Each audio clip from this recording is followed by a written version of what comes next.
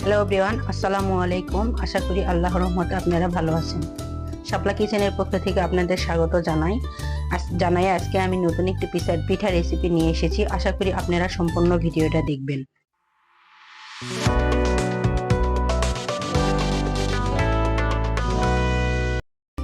আমি আগেই বলেছিলাম যে আজকে আমি দুধের সুন্দর একটি রেসিপি বানাবো। জন্য প্রথমে আমি একটি চুলায় উপর কড়াই বসিয়ে দিলাম, তারপর সেখানে 1 কাপ দুধ ঢেলে দিলাম।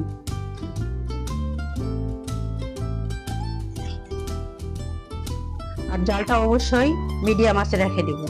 আর দুধটা এভাবে লাড়তে থাকবো, গরম হোক, বলক ওঠা পর্যন্ত অপেক্ষা করবো। এই পিঠাটার স্বাদ বাড়ানোর জন্য আমি 1 চা চামচ গুঁড়া দুধ দিয়ে দিলাম, 1 চা চামচ চিনি দিয়ে দিলাম। এই পিঠাটাতে 1 চা চামচ পরিমাণ নারিকেলও দিয়ে দিব, যাতে আরো ভালো লাগবে পিঠাটা খাইতে। তারপরে দুধটা নাড়তে থাকবো, ঘন হওয়া পর্যন্ত অপেক্ষা করব। দেখুন আমার দুধটা সুন্দরভাবে ঘন হয়ে চলে আসছে। এখানে আমি এখন এই কাপের পরিমাণে 2 কাপ চালের গুঁড়া দিয়ে দিব। প্রথমে এটা দেওয়ার পর আগে ফুটিয়ে নিয়ে দেখব, তারপরে আবার একটু দিয়ে দিব। এভাবে সুন্দর করে এখন জালটা অবশ্যই লো আঁচে রাখতে হবে।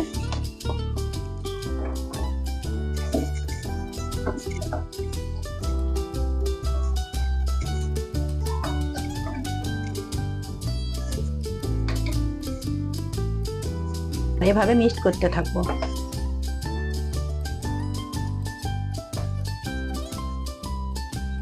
দেখুন এই পিঠাটা তৈরি করার জন্য আমার এই আটাটা সুন্দরভাবে একটা মিশ্রণ হয়ে গেছে। এটা এখন ঠান্ডা হওয়ার জন্য হাতা দিয়ে এরকম হালকা হালকা ভাবে নাড়ে নিব।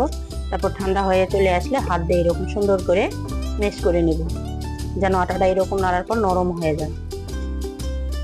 এই দেখুন সুন্দর একটা ড্র তৈরি হয়েছে। এটা আমার পিঠা বানানোর জন্য উপযুক্ত। এখন আমি পিঠা বানানোর জন্য রেডি।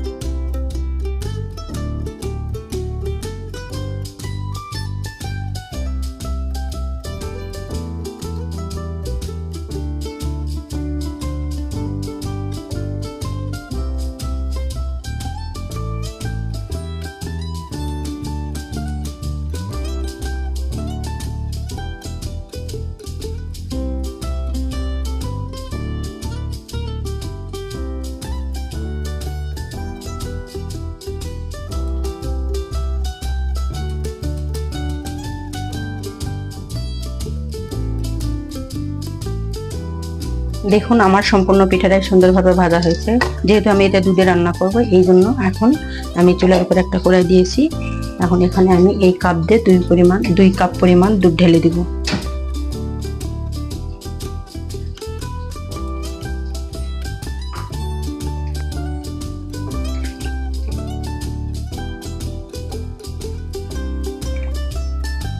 এখানে দিয়ে দেব একটু গুঁড়া দুধ।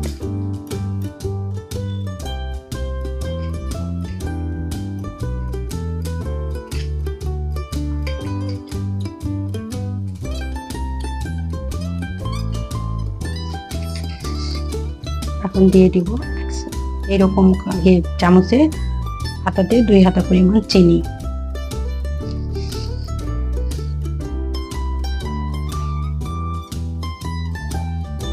স্বাদ বাড়ানোর জন্য এখানে 2টা এলাচ 2টা দালচিনি দিয়ে দিলাম। তারপরে চিনিগুলো ভালো করে গলায় নেব। দেখুন আমার দুধটা সুন্দরভাবে বলক উঠেছে। এখন আমি যে পিঠাগুলো আগে থেকে ভেজে রেখেছিলাম সেই পিঠাগুলো এখন এখানে দিয়ে দিব।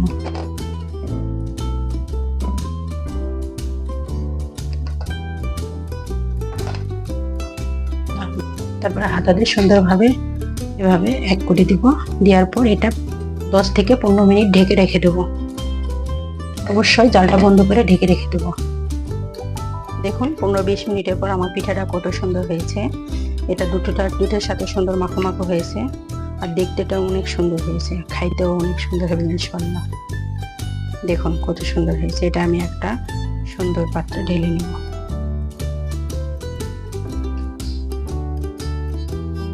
এটা আপনি ফ্রিজে রেখে কয়েকদিন ধরেও খাইতে পারবেন। সকালে নাস্তা বলেন, বিকেলে সবসময় খেতে পারবেন।